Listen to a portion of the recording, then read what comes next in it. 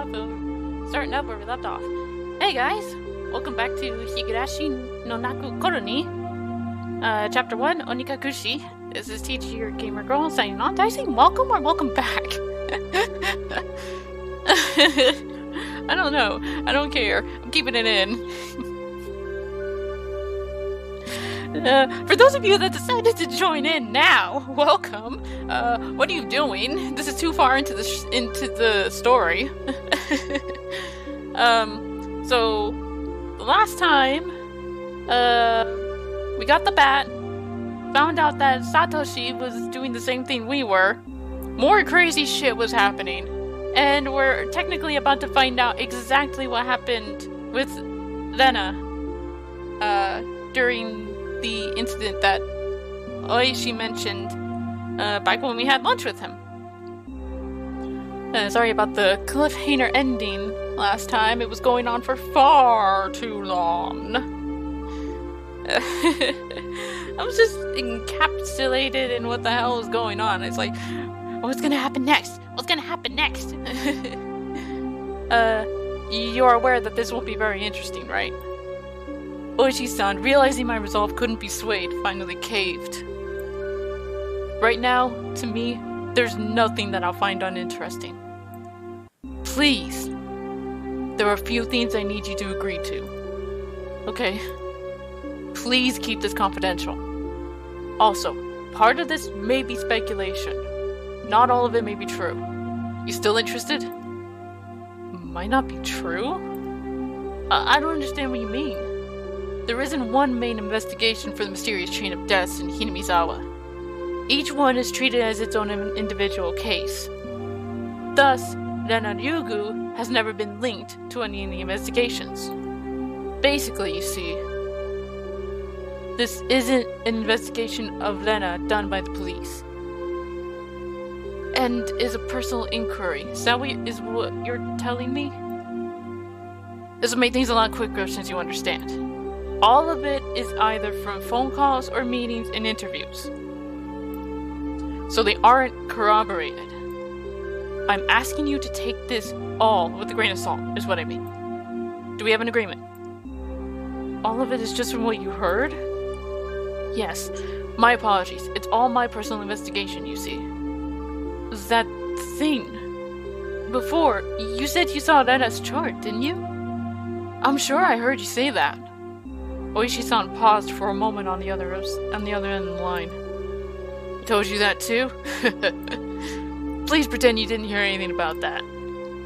I don't care about Oishi-san having certain obligations and responsibilities. I also didn't care if there was no proof. If they were just rumors, there's no smoke without fire after all. Please tell me, Oishi-san. Understood. Oishi-san finally opened those tight lips of his. It seemed that Rena lived in Hinamizawa a long time ago. She had moved to Ibaraki Prefecture after she finished elementary school. I got an itch on my foot. Ah.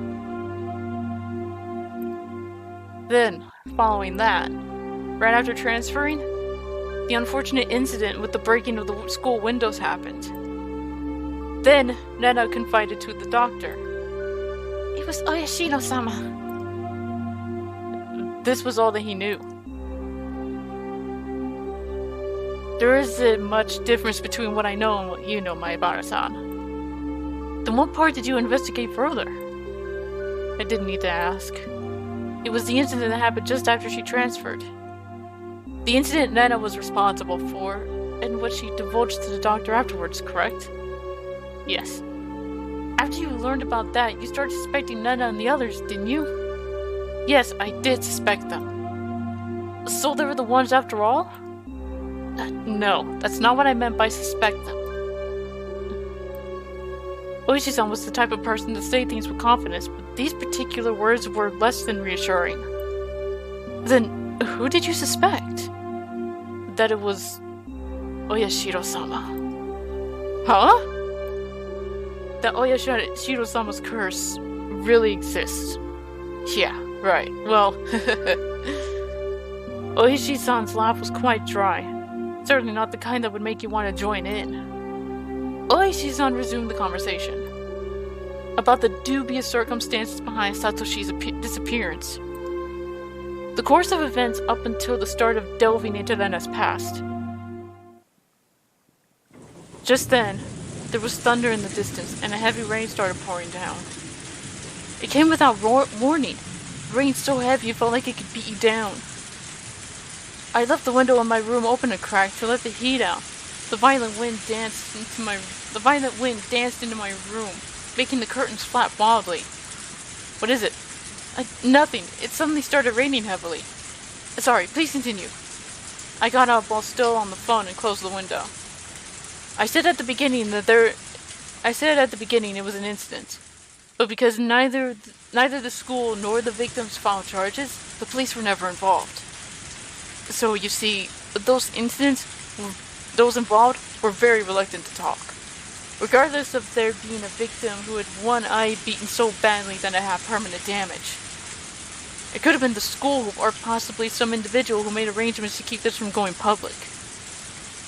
Also, the psychologist was very strict about their professional ethics. Hello? Maibara-san? Can you hear me? There was a figure of a person standing by the light near the mailbox this whole time. Even in this torrential rain, they didn't have an umbrella. They were unquestionably drenched from head to toe. In this shower, which more resembled a waterfall, droplets of water dripped down from her hair. Just standing there, both arms dangling at her side. In one hand was the stack of boxes wrapped in cloth. Her eyes focused on my room, focused on me as I was about to close the window. Her mouth methodically repeating a chewing motion. It was as if she had something hard to chew in her mouth, with her cheeks puffing out. What could she be eating over there? How could it be that at this time, I was more enthralled by Rena, instead of the shocking developments being brought to light by Oishi-san? If it hadn't started raining, I wouldn't have gone to the window. Then I wouldn't have noticed Lena. Nor would I have noticed that. Lena's mouth was moving in the same pattern. She wasn't eating something, she was repeating something. What was it? What was she repeating to me? What was she saying? And why was I right up against the window, fixated on her? Hello? Maibara-san, can you hear me? Hello? I'm sorry. Huh? Maibara-san? I'm sorry.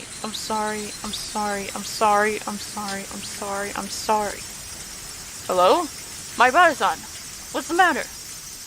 Even in this torrential downpour, Lena was still apologizing.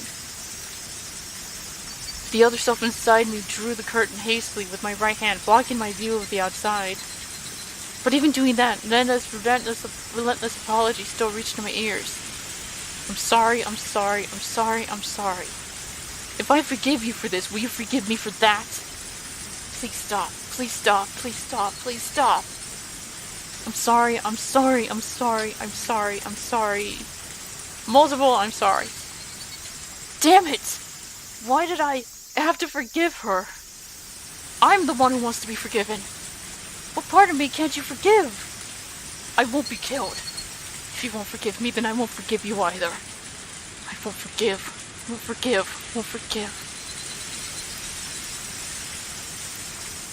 Maibara-san, if you can hear me, then please respond. Hello?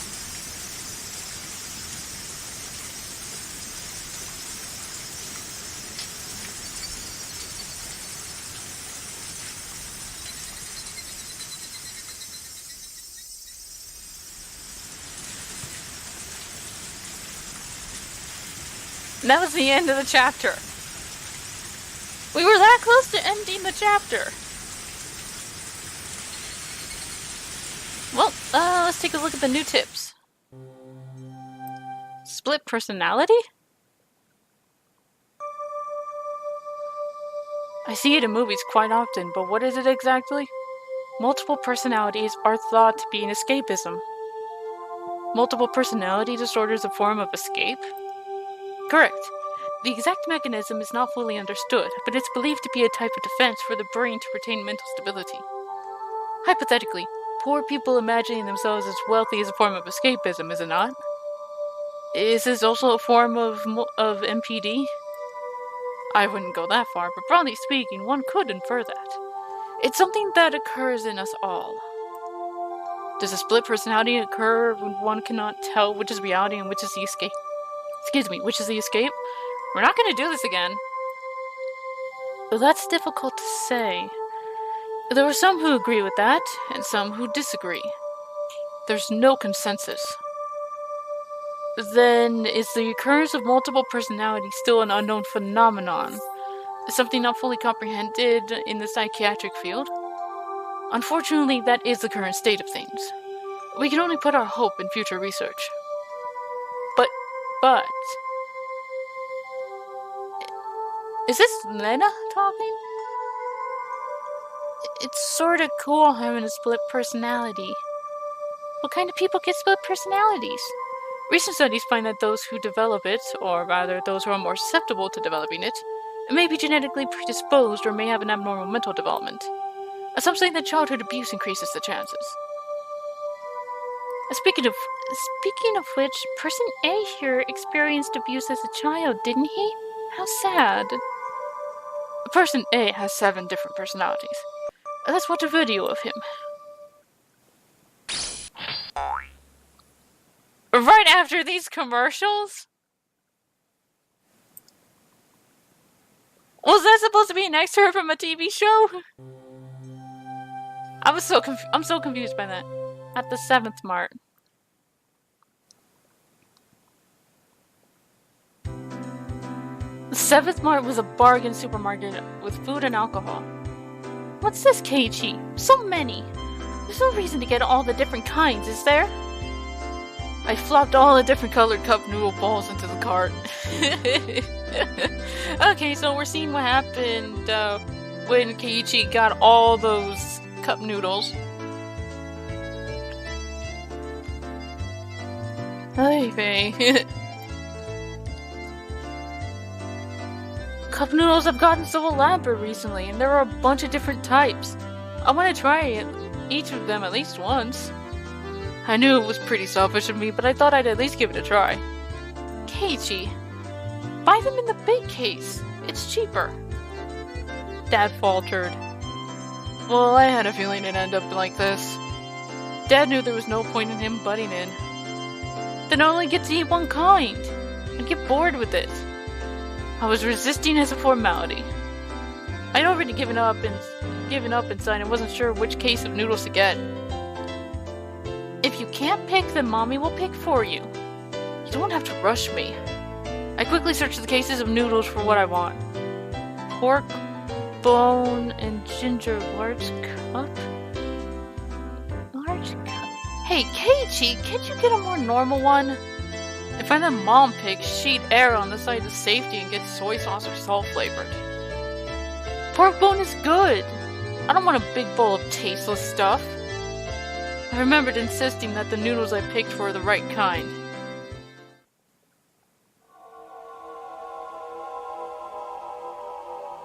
In this frozen memory of time, this encapsulated world, I didn't have the power to look around my surroundings. So I did what I could and reached out with my hearing and vision, sharpening my senses to find the presence I overlooked. No matter how much I searched through my field of vision, I couldn't see Nena. I rewound the situation, searching.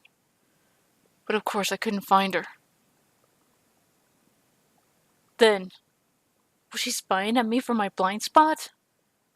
I go through the sound and presences again, looking. I could sense the other customers. They were all mixed about, moving as they pleased. There was nobody looking this way, and no one trying to get behind me. Not here. Couldn't be here. Probably wasn't here. I would definitely notice if someone was right behind me, even if I wasn't on my guard. I smiled wryly at the thought of using a vague word like probably right before contradicting it with definitely. Then I paused my mental replay as a chill ran down my spine. There was definitely a presence, like a shadow behind me. That was a terror unlike any other. If a presence really had manifested behind me, I would definitely have turned around to check for it. But the world had moved on. There was no way for me to turn around.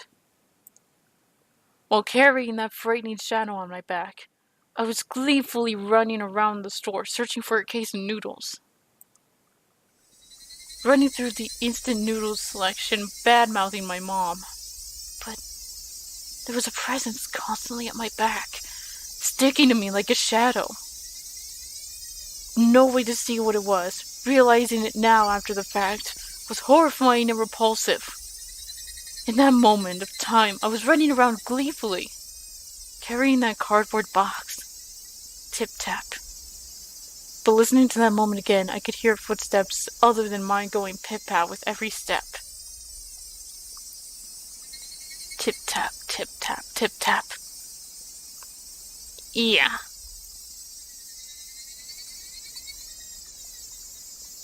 You know, thinking about it, all they technically did was say it backwards. While I was running, the sound of those barefoot footsteps were going pit-pat were right behind mine. Me running around gleefully in that closed-off moment in time. But I didn't hear it. No, I heard it. That's why I remembered it. I didn't think I had heard anything. That's why I didn't turn around. That's why I didn't turn around. In that moment, the pit-pat of those footsteps were following me the entire time. I couldn't run faster and escape.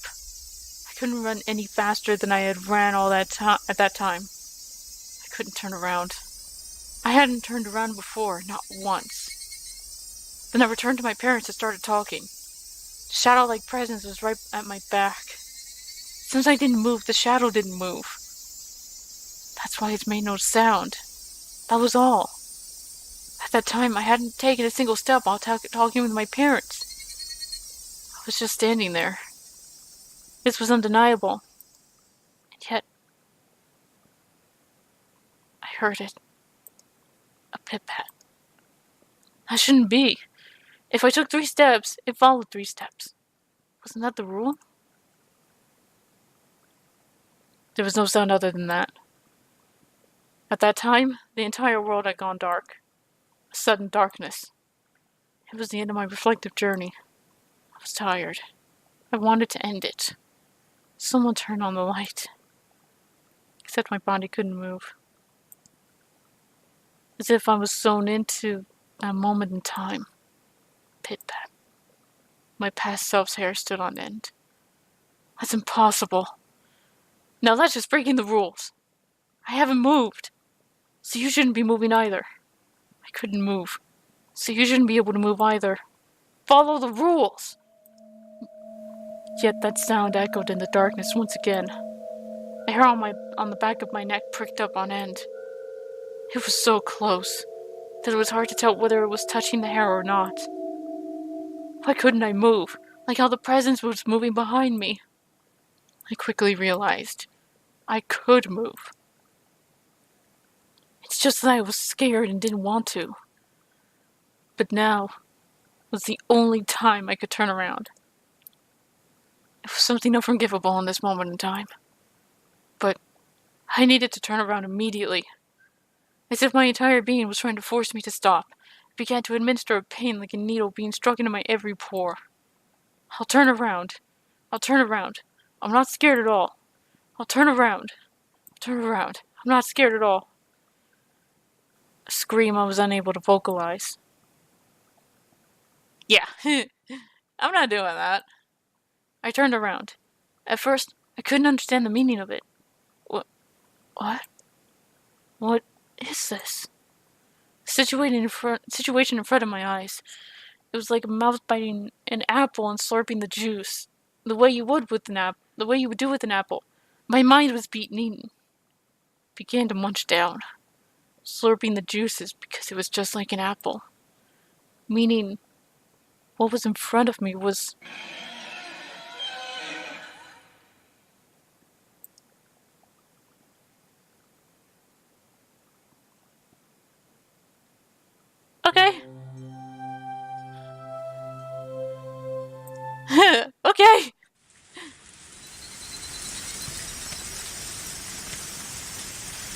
On to chapter 12, which may be the last chapter in the game.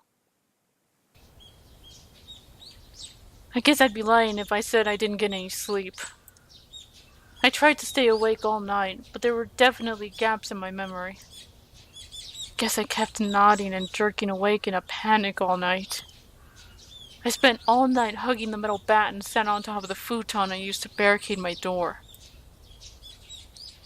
Waiting, watching, just in case someone tried to break through my window. If I left the spot, someone would break through the door, sending the futon flying and attack me. But if I stopped watching the window, someone would break through the glass and attack me. I tried telling myself I was just being paranoid, but couldn't sleep. The thought of being so vulnerable scared the living daylights out of me. If sleep meant taking that risk, I didn't need it. It was so much better to just stay awake. At some point during that endless cycle of nodding off and jolting awake, light began to shine outside, but that was it. It wasn't so much the morning as it was just the sun simply having risen. I snuck a peek out through the curtains. Then it was gone. I couldn't see her anywhere, no matter how hard I looked. Finally, I could breathe a deep sigh of relief. The night was finally over. I'd be lying if I said I wasn't tired, but I didn't feel like sleeping at the moment. I still had time. But I needed to make my own breakfast, so I better get started soon.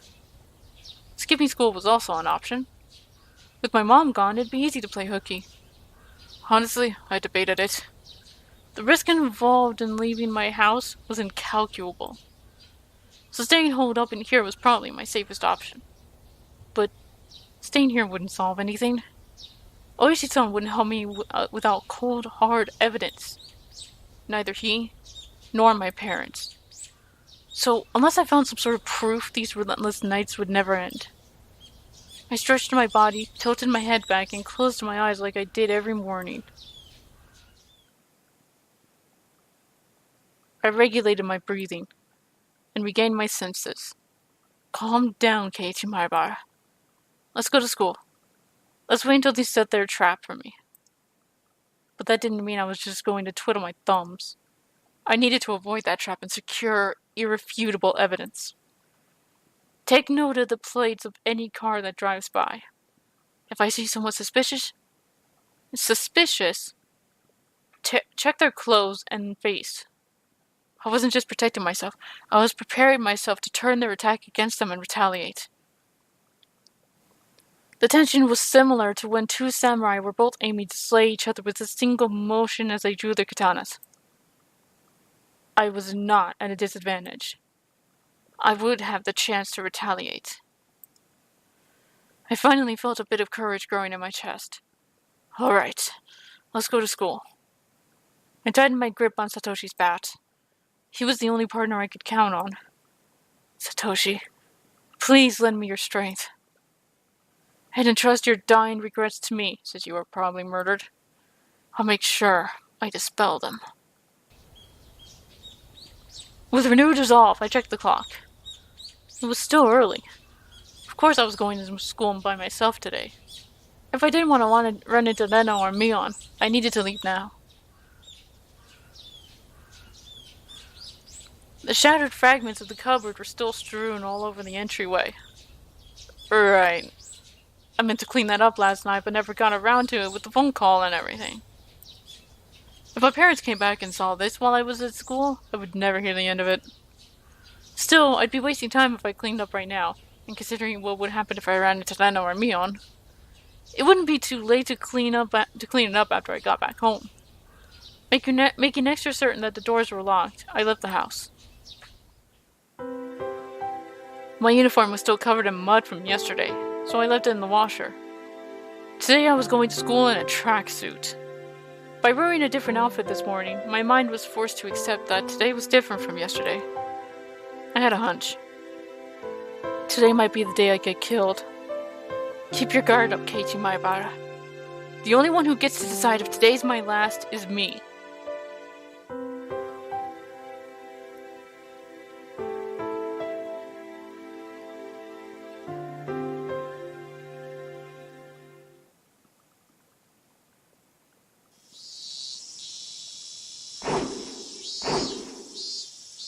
I spent the morning practicing my swing like it was my natural routine. After a while, Nana arrived at school. Our eyes met, but we said nothing. Nana said nothing about last night, as if it never happened. But I could see that those events were real by the wounds carved into her fingers. I just heard her telling Satoko and the others that the bandages were from hurting herself in the kitchen. Though it wasn't like it bothered me. The details that Oishi-san shared about Nana's incident before her transfer played vividly in my mind. Now that I knew about it, I couldn't even dream of Nana as a cute, ideal girl. Kei-chan, I see you're still aiming for the nationals. It was Mion.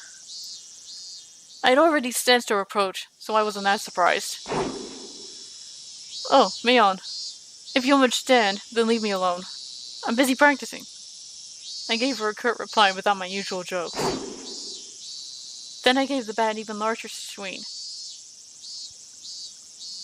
tacitly keeping Mion from getting in closer. I have no idea if that's actually what it says. Hey, Kei-chan, take it easy. I think Mion got the message, but she still urged me to give it a rest. Homeroom's not that far off, is it? Just let me finish practicing.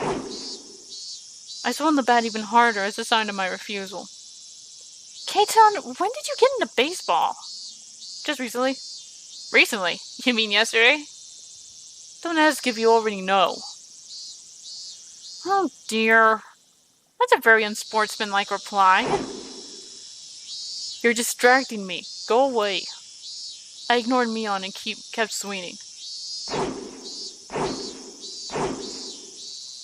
Normally she'd get mad or bored and leave if someone gave her the cold shoulder like this. But Mion just stood there, waiting patiently for me to stop swinging. I didn't sense any hostility, but we were at school in plain view. I doubt she'd suddenly attack me here. But was that too naive? Still, I was starting to get tired. Maybe it wouldn't be so bad to take a break and hear her out. You need me for something, right? What is it? Sweat poured from me as I stopped swinging. I noticed my shoulders were heaving as I breathed. Cursed my lack of exercise. At this rate, I might not be able to move as needed when the time came. I should probably keep practicing my swings to build stamina in addition to the excuse for carrying a bat around with me. Well, it's nothing important. If you're tired, I can ask again later? No, it's fine. I'm only dealing with you right now because I judged the situation to be safe. Talking to you alone and away from others? That's out of the question. Well, Mion was uncharacteristically trying to choose her words. But, unlike Oishi-san, it didn't look like she was going to talk about something I'd rather not hear. Mion was puzzled, trying to find the right thing to say. But then she gave a hearty laugh to break herself out of that mire. This old man's just no good at this stuff. Having a poor vocabulary hurts. What's this all of a sudden? If you have something to say, just say it. Stop it. Stop that swinging. She cut straight to the point. Her request was frank, so I didn't understand it for a moment. I'd already stopped swinging to listen to her, hadn't I? I just stopped, didn't I? That's not what I meant. I want today to be the last day you swing that bat. I'm sorry. It took me some time to understand what she was asking for. What's wrong with swinging a bat? Why? It's none of your business, is it? I'm not bothering anyone, am I? You are. Mion said it flat out. This didn't make any sense, that it was really irritating. When did I bother anybody? Mion was at a loss for words, but finally she made up her mind and spoke, though she stuttered as she said it. Because, Kei-chan, that's someone else's bat. You shouldn't borrow it without permission. It was left by a student who transferred, right? I'm just borrowing it until he comes back for it. Huh? Yeah, he transferred. Mion grew uncharacteristically flustered. That made it all too clear that his transfer was a lie. But strange, isn't it? For the older brother to transfer by himself, while his little sister stayed behind. Mion couldn't hide her reaction as my words shook her up. Kei-chan, you knew? Satoshi Hojo. Satoko's older brother, right? The one demoned away last year? Unable to respond to that, Mion fell silent. Lena asked the same thing. Why did you start swinging that bat? She told me Satoshi did the same thing, practicing his swings right before he went missing. So, is this some kind of omen for Oyashiro-sama's curse? Shh! Mion panicked and looked around. Please, Kei-chan, don't mention Oyashiro-sama so recklessly! I don't believe in him, but the others very much do. Lena, especially. Dangerously so? Anyway, you're scaring everyone. If you're just fooling around, then stop it. You have to stop acting like Satoshi. I was the one who was scared. Why do I have to thank for taking up this... Who do I have to thank for taking up this bet in the first place? But it still unsettled me knowing that my actions were overlapping with Satoshi's. It would be one thing if someone suggested it, but I thought I was making my own decisions. I'll say this now. I don't know anything about Satoshi. After all, you didn't tell me anything about him. We didn't mean to hide it. You were hiding the incidents that happen every year, weren't you? That's because we didn't want to, You didn't want to scare me? That's your reason for leaving me out? No, we didn't mean to. Mion, I asked you directly and something happened at the dam, didn't I? And you told me nothing happened. When someone was dismembered and murdered, you lied to me. I'm sorry. I didn't mean to lie to you. Friends don't hide things from each other, right? Isn't that right? Then you all aren't my friends. Kei-chan, wait. Mion looked helpless and flustered. Was I imagining the tears in her eyes? I never could have imagined Mion acting like this. Oh, by the way, those get well mochis you brought the other day, they were good. I thought I was going to bleed. Who did it? You or Lena? Me. She admitted it so easily.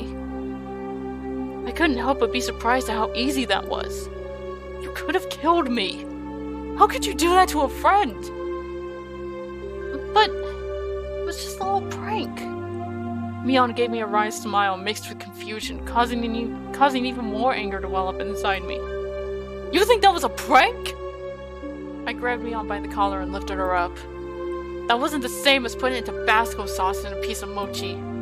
It was a needle, a sewing needle. If I'd swallowed that and it lodged in my throat, what did she think would happen? Mion's face froze as her body rattled in fear. This wasn't the Mion Sonozaki I knew anymore.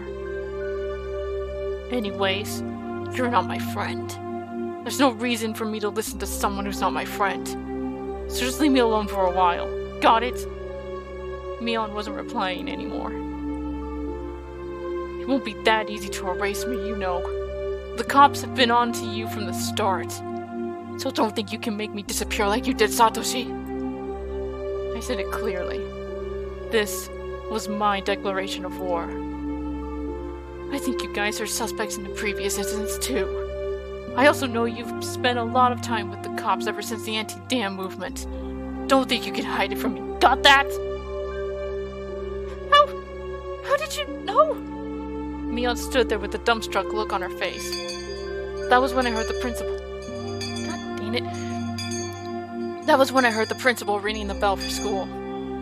It was time for morning homeroom. Let's go. The class representative needs to be there, right? At that moment, for the first time, I realized Mion was sobbing as tears ran down her cheeks. You're so mean, Kei-chan! I wanted to console her, but I shut my mouth. I had no need to feel guilty. I'm going. Don't be late for homeroom. I left Mion, still shaking, as I turned around to head for the entrance. I had no idea how troubling it was to make a girl cry. Behind my back, I could hear her muttering. It was a faint mutter, as if she was speaking to herself.